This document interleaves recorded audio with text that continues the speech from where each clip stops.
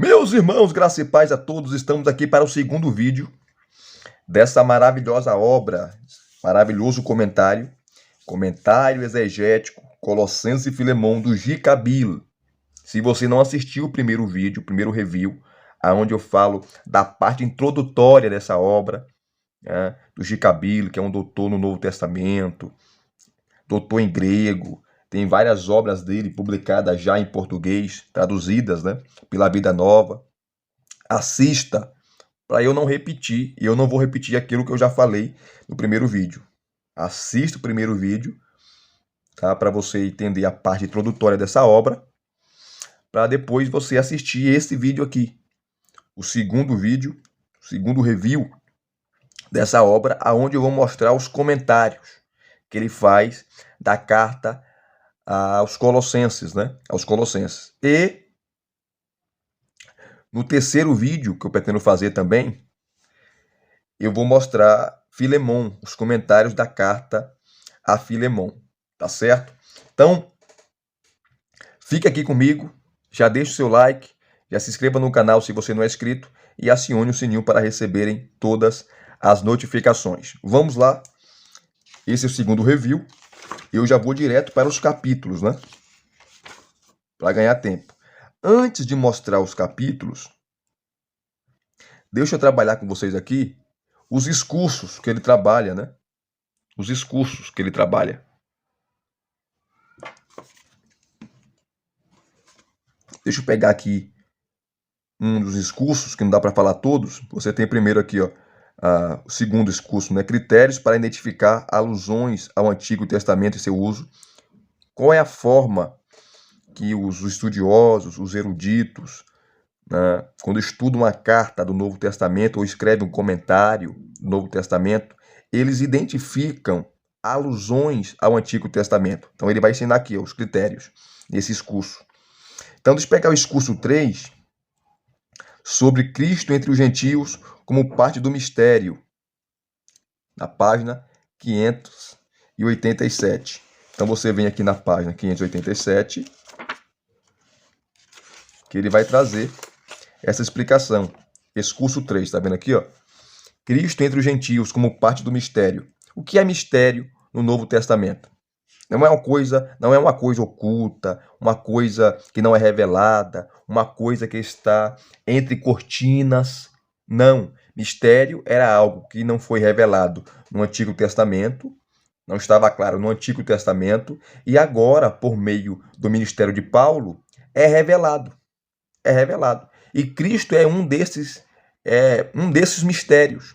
Assim como ele fala em Efésios, capítulo 3, dos versículos 1 a 6, que a união entre judeus e gentios também era um mistério, que ficou claro a partir do seu ministério, a relação de Cristo com a sua igreja, quando ele vai falar no capítulo 5, versículo 32 da carta aos Efésios, que ele fala que a relação entre eu e a minha esposa, entre você e a sua esposa, ou você e seu marido, é um símbolo da relação entre Cristo e a igreja. Era um mistério. Não tinha uma revelação explícita sobre isso, e Paulo traz a alusão. Então, Cristo entre os gentios como parte do mistério. Ele começa assim, ó. Como poderia a ideia de Cristo, como rei messiânico, estar entre os gentios? Capítulo 1, versículo 27. Cristo é o Messias de Israel.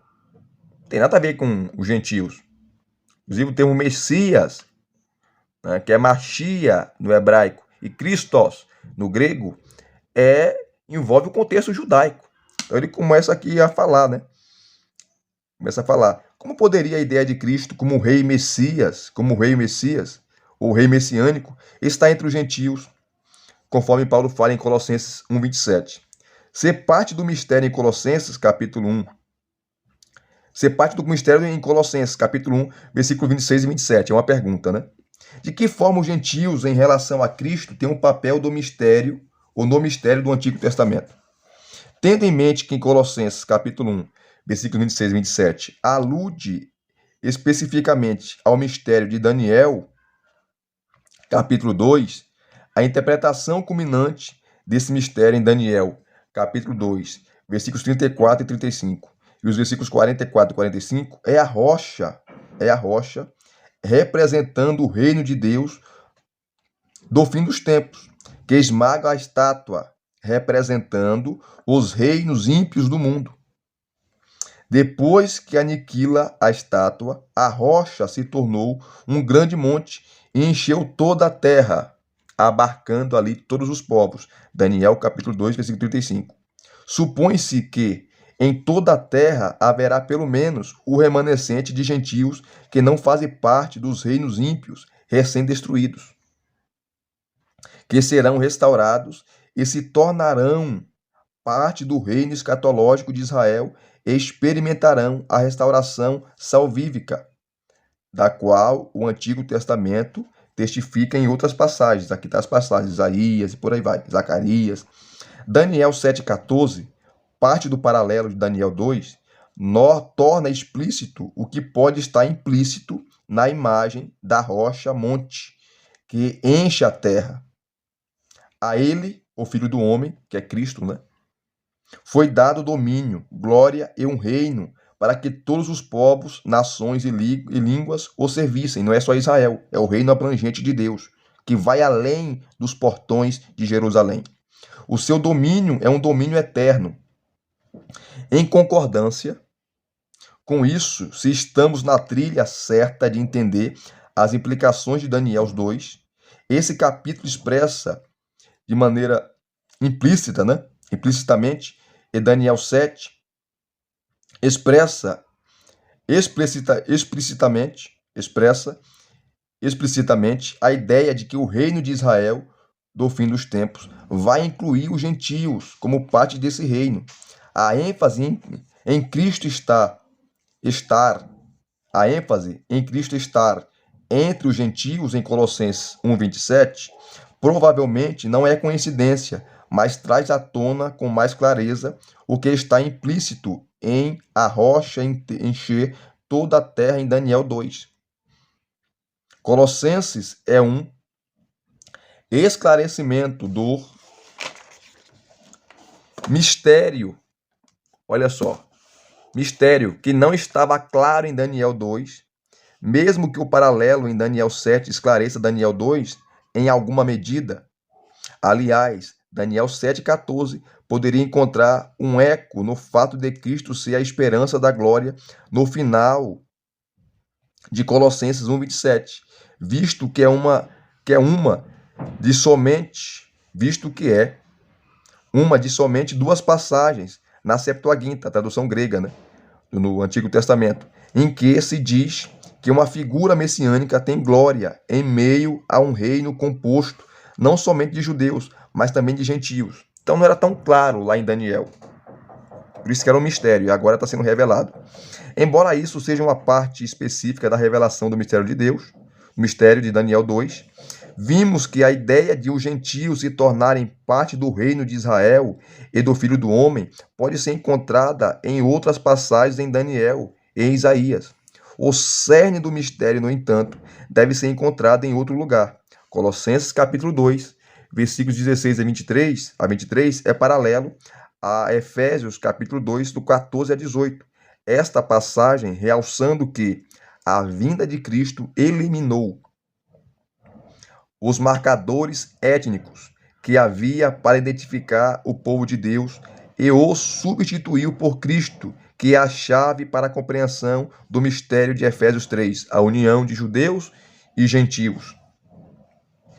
Aí ele trabalha toda essa questão aqui, ó. Tá? Vou correr aqui. Deixa eu ver aqui, ó. Colossenses capítulo 2, do 16 ao 23, enfatiza a mesma coisa. Passagem que as leis mosaicas associadas à comida e bebida, festas judaicas, luas novas ou dias de sábado, não são mais obrigatórias, porque elas precisam ser vistas agora como uma mera sombra. Apontava para Cristo. Cristo é a realidade, que apontava para Cristo, que é a substância escatológica dessas coisas. Então não tem mais... caiu em desuso, caiu em se tornaram obsoletas. Aí ele aponta para o comentário lá, no capítulo 2, de 8 a 23, né? Onde ele trabalha também a heresia de Colossos e por aí vai.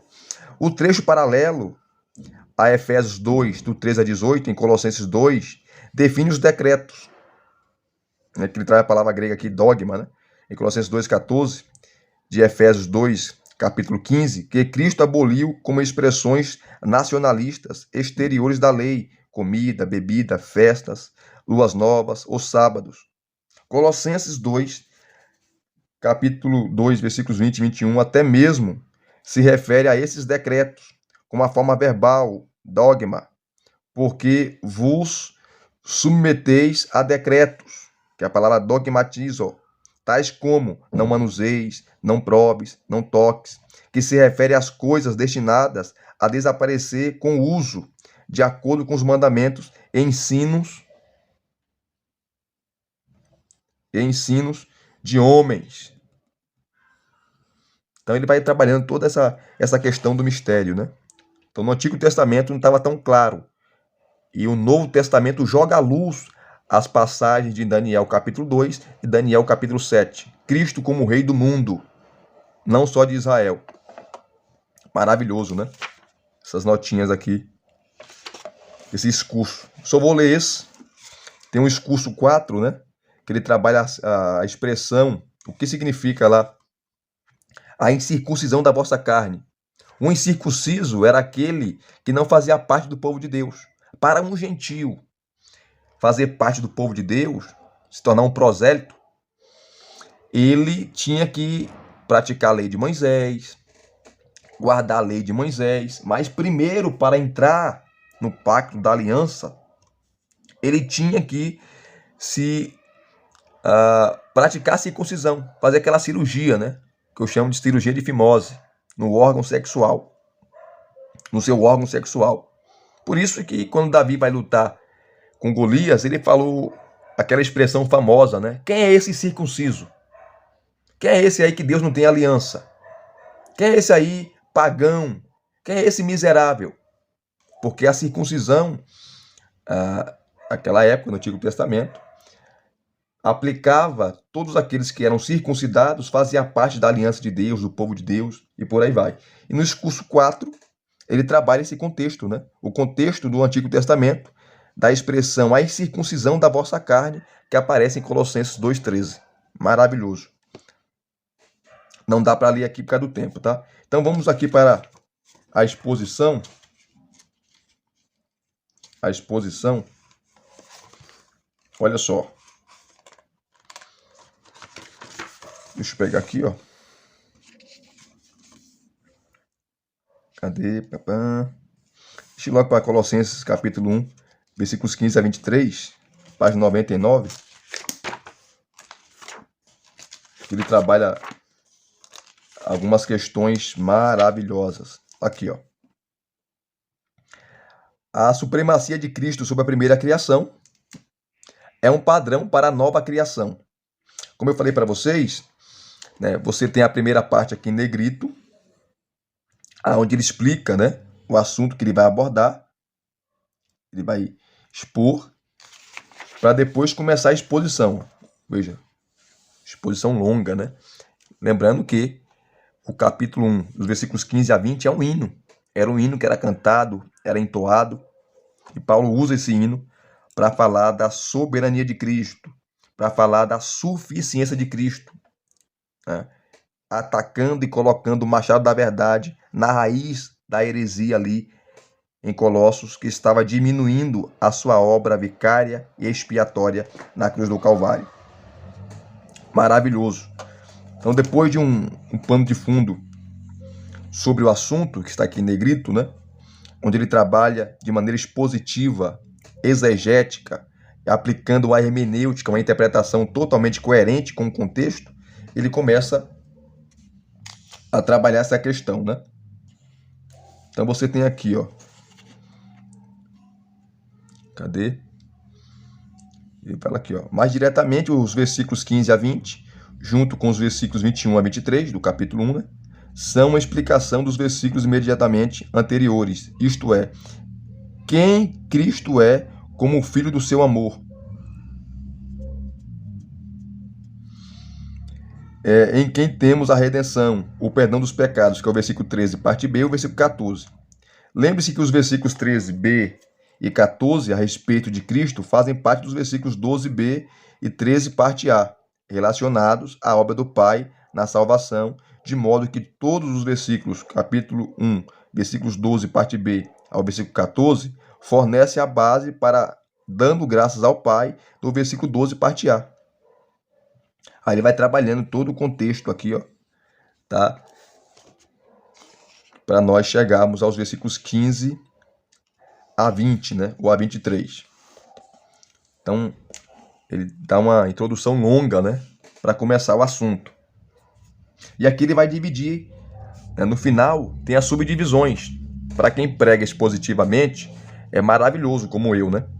Ó, os versículos nesse segmento podem ser divididos, de modo geral, em 3 seções temáticas. Primeiro, a supremacia de Cristo sobre a primeira criação, que é os versículos 15 a 17, que é a base para... Aí vem um segundo, né? A supremacia de Cristo sobre a nova criação, versículos 18 a 20. E as duas resultam na terceira divisão, que é a supremacia de Cristo em reconciliar a criação pecaminosa, versículos 21 e 23, que é o principal, que é o ponto principal dos versículos 15 a 23. A ênfase na supremacia de Cristo sobre o cosmo, o mundo criado, tem o objetivo de desferir um golpe inicial naqueles entre os colossenses que acham que devem apelar a outras autoridades espirituais cósmicas a fim de alcançar a plenitude espiritual. A plenitude espiritual, a vida plena, está em Cristo. Não está na lei de Moisés, não está em adoração a anjos, não está em aplacar os seres cósmicos, que segundo eles, essa heresia dominava os corpos celestes, o sol, a lua, as estrelas. Não, não. O conhecimento está em Cristo. Ele vai falar no capítulo 2, versículo 3. Cristo, ele é a fonte da sabedoria. Os tesouros da sabedoria não está nessa heresia aí de Colossos, está em Cristo. Interessante isso, né? Então Paulo vai esvaziando completamente todas as teses dos falsos mestres, os falsos profetas, os falsos pregadores ali em Colossos, que estavam perturbando a fé dos colossenses. Aí continua aqui, ó. Além disso, ela sublinha que o resgate da posse da autoridade das trevas, versículo 13, e a redenção, o perdão dos pecados, versículo 14, certamente ocorreram porque isso foi realizado por ninguém menos do que Cristo, que é a divindade soberana sobre o todo o cosmo. Assim, embora o versículo 13 e 14 concluam a oração de Paulo, iniciada no versículo 9 do capítulo 1, eles também são uma transição ao segmento do capítulo 1, de 15 ao 20. Assim também Sanney, no seu comentário, né? E aqui você tem um texto, exegese e exposição do texto, capítulo 15 ao 23, e a partir da página 104, começa a exposição. Cristo é supremo sobre a primeira criação como o divino e pré-existente ser adâmico. Aqui ele vai trabalhar o paralelo do Antigo Testamento, Adão como a imagem de Deus, né, porque o homem foi criado à imagem de Deus. Ele vai trabalhar esse aspecto, Cristo como segundo Adão. O Adão, não aquele Adão que pecou, que falhou, que escorregou, mas o Adão perfeito. Cristo é o novo Adão, Cristo é o segundo Adão. Ele trabalha todo o contexto aqui, queridos. Vai trabalhar todo o contexto aqui do Antigo Testamento, aplicando a Cristo. Que toda essa alusão que Paulo faz aqui é o pano de fundo, é Gênesis, capítulo 1, versículo 26 e 27. Ele trabalha de maneira exaustiva, é um comentário exaustivo, mas exaustivo que eu falo não é aquele exaustivo cansativo, chato, não. É tantos detalhes que ele dá aqui, expondo os versículos 15 a 17, a soberania de Cristo sobre a sua supremacia sobre a primeira criação, que se você for pregar em Colossenses, você pode pregar em um único versículo um mês inteiro. Um único versículo, um mês inteiro. Porque é muito detalhe, é muita preciosidade. Tá? E ele, além de saber explicar, ele é muito didático também, o G. Kabila. Muito didático. Tá? Então tá aqui, ó. Colossenses capítulo 1, versículo 15. Então ele vai esmiuçar bastante quando Paulo fala que ele é a imagem de Deus, que ele é o primogênito de toda a criação. O que significa a imagem de Deus? O que significa primogênito? Ele vai arrebentar. Ele dá detalhes maravilhosos, né? Primeiro, ele vai apresentar aqui, ó, o contexto adâmico, olha só, para a apresentação de Cristo como a imagem de Deus pré-existente. Adão foi criado. Cristo é incriado, é inascido porque ele é Deus. Então vai trabalhar o contexto do Antigo Testamento de Gênesis, apresentando Cristo como a imagem de Deus, que é um contexto adâmico. Não dá para ler aqui por causa do tempo, tá? Olha só o versículo 15, ó. Olha o tanto de comentário, a exposição que ele faz. Só o versículo 15, e aqui você tem, ó, olha só, nota de rodapé o tempo todo, trabalhando textos, contextos, teólogos, citando outras passagens bíblicas, tá? Que traz Cristo como a imagem de Deus. Olha só. Maravilhoso. Só o versículo 15, ó, gente. Ó, só a exposição do versículo 15. É muito detalhe. Embaixo sempre nota de rodapé. Maravilhoso. Olha só o versículo 15, ó. Ó o versículo, olha só. Então, por isso que eu falei. Só em um versículo você prega o mês todo. Todos os dias. E aqui ele traz uma tabela maravilhosa para falar da pré-existência de Cristo.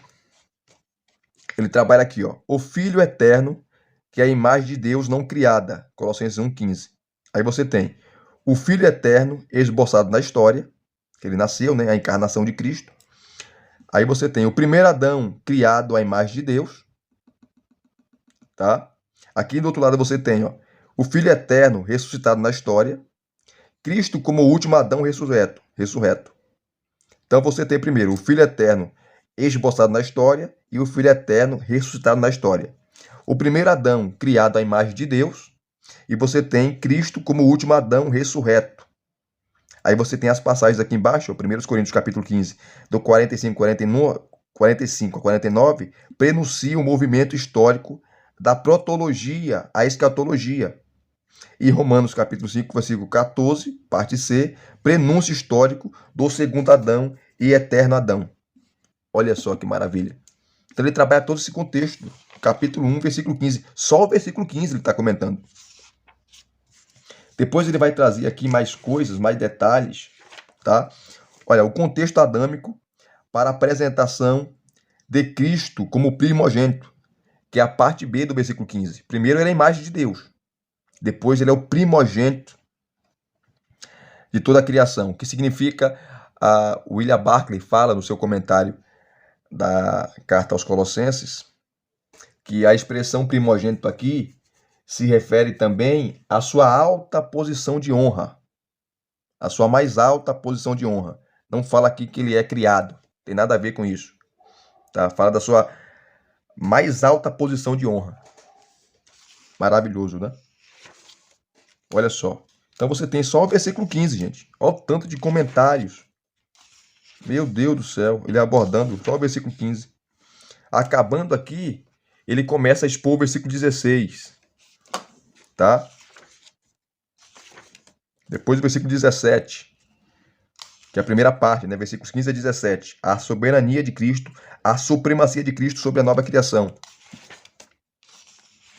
Depois você tem a segunda subdivisão. Cristo é supremo sobre a nova criação, que é o versículo 18 a 20. Tá? Versículo 18 a 20. Maravilhoso, maravilhoso. E aqui ele traz um paralelo fantástico, né? Que é, ó, a preeminência de Cristo na primeira criação e na nova criação.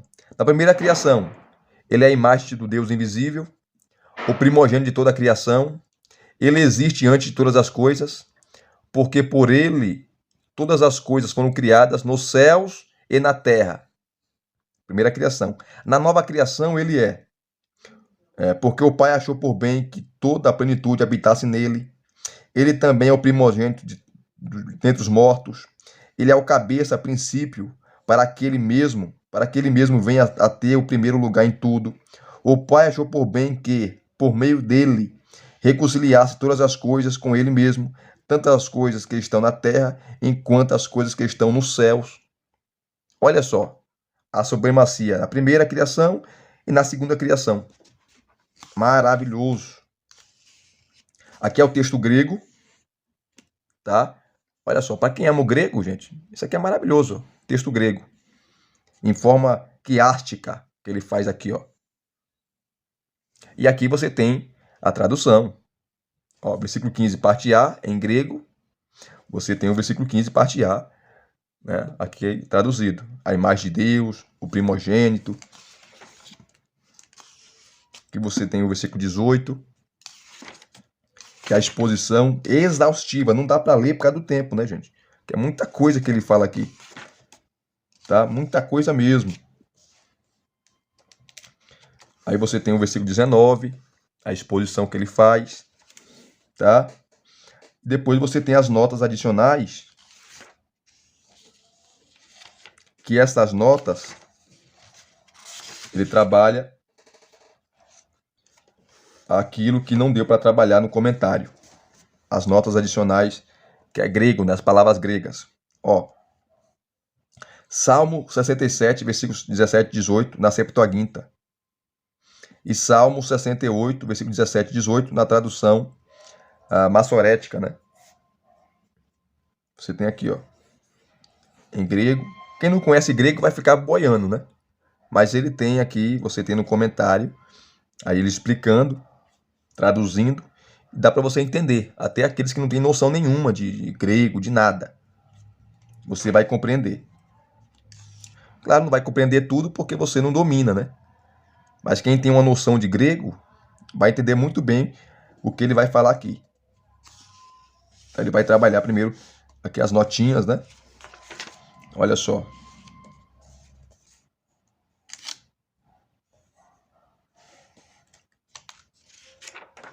Maravilhoso.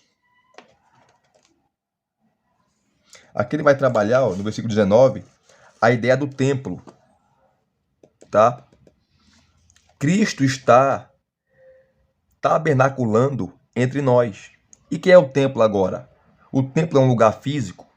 O templo é um lugar de um templo gigantesco, uma catedral de mármore? Não, o templo agora é a igreja. A igreja é o templo de Deus. Nós somos esse templo. Ele vai trabalhar essa ideia aqui, ó. Inclusive é uma das teses dele, né? Do G. Kabyle. Maravilhoso. Quando ele fala aqui que toda a plenitude, né, da divindade habita em Cristo, que também vai tratar no versículo 9 do capítulo 2, ele vai trabalhar essa questão aqui, do templo. E olha o que ele vai falar aqui, ó. Há outras passagens do Antigo Testamento que são muito semelhantes à de Salmo 67 e poderiam estar ecoando junto com a alusão ao Salmo. Veja as notas adicionais abaixo. O templo do Salmo agora é aplicado a Cristo, em Colossenses 1,19. A noção de Cristo como o templo da presença de Deus ocorre em outras passagens do Novo Testamento. Nele habitar é morar de maneira permanente. Nele habita de maneira permanente todo o ser de Deus, toda a plenitude de Deus. Deus é invisível. Ninguém jamais viu a Deus. Está em João capítulo 1, versículo 18. Evangelho de João capítulo 1, versículo 18. Aquele que quer conhecer Deus, aquele que quer ver e quer conhecer o amor de Deus de maneira plena e completa, olhe para Cristo. Cristo é a expressão. Todo ser de Deus habita nele. Ele é a imagem do Deus invisível. Cristo é o visível do invisível. Cristo é o visível do invisível. Quer conhecer Deus? Olhe para Cristo. Interessante isso aqui, ó. Ele trabalha essa ideia de templo, tá? Cadê, ó? Tem aqui as passagens do Antigo Testamento, do Novo Testamento. E em Paulo, embora Paulo geralmente realce a igreja como templo, certamente por causa da sua identificação com Cristo. Quanto à igreja como um templo, veja também 1 Coríntios capítulo 6, versículo 19, 2 Coríntios capítulo 6, versículo 16, tá aqui Apocalipse, Beasley e Murray, dois grandes eruditos, né, exegetas, explica que o contexto do templo em Colossenses 1,19 muitas vezes foi ignorado por causa da ênfase muito estreita somente na palavra pleroma, que significa plenitude. Embora um exame da linguagem do versículo inteiro revele que Cristo é apresentado como cumprindo o papel atribuído ao templo no Antigo Testamento, particularmente Salmos 67:17, na Septuaginta. De modo praticamente idêntico, veja N.T. Wright, também que aborda essa questão, embora veja somente a possível alusão ao texto do Salmo. Do Salmo, Paulo, outro erudito, afirma com base em outro contexto relevante que Cristo cumpre o papel do templo em que se pode encontrar a plena presença de Deus. Era no templo lá em Jerusalém, onde Deus habitava, onde Deus se fazia presente, onde ele manifestava a sua glória. Agora não tem mais templo, querido. O templo aonde ele habita, o templo aonde a plenitude da sua presença pode ser encontrada ou é encontrada é em Cristo. Por isso que nele habita corporalmente toda a plenitude da divindade. É maravilhoso. É maravilhoso. E ele continua essa ideia aqui, do versículo 19, tá? Depois do versículo 20. E aqui ele termina, né? E ele vai abordar a última parte, ou a última divisão, que é os versículos 21 e 23, onde ele trabalha os efeitos e o propósito da supremacia cósmica de Cristo para os pecadores. São reconciliá-los com Deus e torná-los aceitáveis na sua santa presença tabernaculadora. Olha só que maravilha. Então, Cristo reconciliou os mundos, o céu e a terra, e também os pecadores com Deus. Então, a sua obra teve uma ênfase universal, não só em relação a pecadores, mas também em relação ao cosmos, ao mundo, visível e invisível. Visível e invisível. Tá? Maravilha. Deixa eu pegar o versículo, capítulo 2, versículo 9 aqui, queridos. Mais uma vez. Para nós abordarmos aqui. Meu Deus. E aqui eu vou encerrar o vídeo. Tá? Que é muita coisa para mostrar, né? Olha aqui. O capítulo 2, versículo 9, faz o paralelo com o capítulo 1, versículo 19. Cristo, nele habita corporalmente toda a plenitude da divindade. Olha só.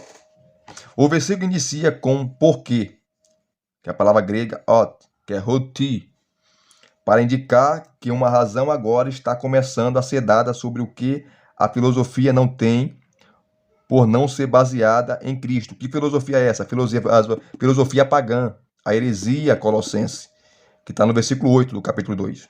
Não dá. O versículo 9, positivamente, o versículo 9 implica uma explicação de por que o crente deve andar em Cristo, que é o versículo 6, e ser cativado por Cristo em vez de pela falsa filosofia. Nesse aspecto, o versículo 9 introduz o restante do segmento até o versículo 15, que é distinto pelo fato de que contém ou referências repetidas a Cristo ou à cruz, assim mostrando a centralidade de Cristo nessa explicação. A repetição implícita de andar no versículo 6, no fim do versículo 8, andar de acordo com Cristo, em contraste com andar de acordo com o falso ensino, é o ponto lógico principal dos versículos 6 a 15. Esse ponto principal nos versículos 6 e 8 é apoiado pela grande seção de fundamentação dos versículos 9 a 15.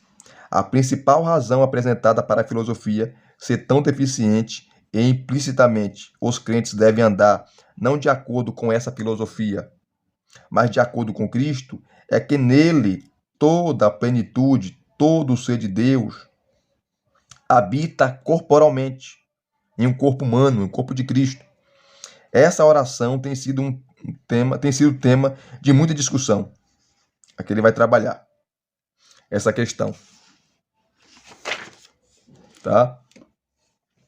Aí ele faz o paralelo entre Colossenses 1,19 e 2,9. 1,19. Porque nele achou por bem que toda a plenitude habitasse. Aqui tem a palavra grega. Roti em autó, eudoquesen, pan, tu pleroma, katoikezai.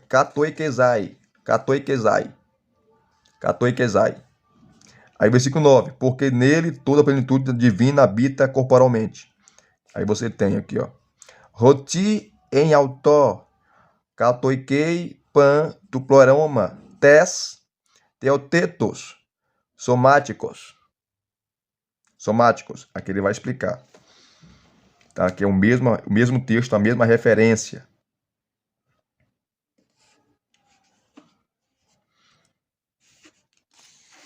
Maravilha, né? E aqui ele vai explicando. Falando que Cristo é a completude. Cristo é aquele em que a igreja deve estar. Nada pode tirar a supremacia dele. Então hoje nós temos aí também várias heresias, né, que negam a suficiência de Cristo. E Colossenses é uma carta maravilhosa, que bate de frente com isso, com qualquer heresia que surgir em qualquer época. Por isso a importância dessa carta, né? Por isso a importância dessa maravilhosa carta. Que ele trabalha no versículo 11, parte C, a circuncisão de Cristo. O que significa isso? Versículo 12. Aí vem o famoso versículo 13, que ele continua falando sobre a circuncisão, que tem um sentido ali também, que aborda a ressurreição de Cristo e por aí vai. Então, todos os capítulos desse comentário aqui são exaustivos, exegéticos, com a hermenêutica, que é a interpretação, né? Com a hermenêutica apurada, aplicada, coesa, consistente, com contexto. Então, esse é o segundo vídeo, é o segundo review. Se vocês gostaram, deixa aqui o seu like, deixa aqui o seu joinha, né? Se inscreva no canal se você não é inscrito, acione o sininho para receberem todas as notificações. E fale se você gostou, se você não gostou, né? Dê o seu feedback para eu saber, né? Elis, não gostei disso, não gostei daquilo. Aí nós vamos melhorando nos próximos reviews, tá bom? Muito obrigado a todos, desculpe pelo tempo aí, eu corri aqui, né? Eu corri para não cansá-los, mas creio que ficou aí bem definido, o vídeo ficou top, ficou legal, tá bom? Graça e paz a todos, muito obrigado mais uma vez, até os próximos vídeos, querendo Deus.